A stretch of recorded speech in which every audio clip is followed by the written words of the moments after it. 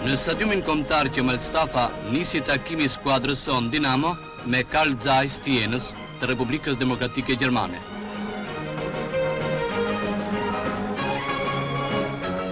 Vendyn merr pjesë për herë të parë në Kupën e UEFA-s.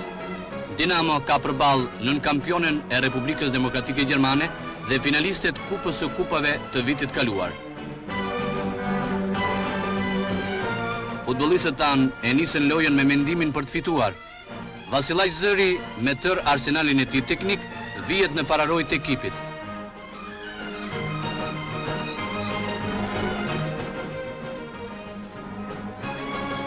Veprimet e tij të zgjuara, shmangjet nga një zonë në tjetrën e shqetësojnë mbrojtjen e skuadrës gjermane.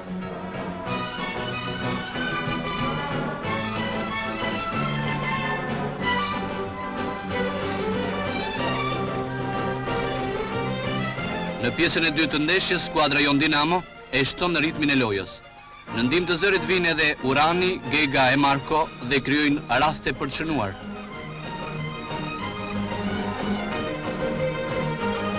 Protagonisti i lojës Zëri, i mbështetur nga Gega e Agustini, sulmojnë drejt portës kundërshtare.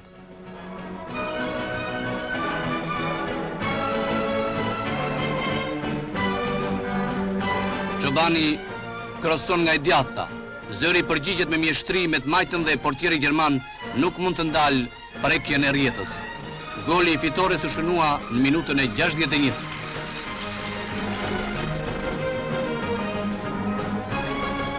Pas golit, loja ndizet. Dinamo lufton për golin e dytë, ndërsa Carl Zeiss për të barazuar. Skuadra Dinamo fiton me rezultatin 1-0.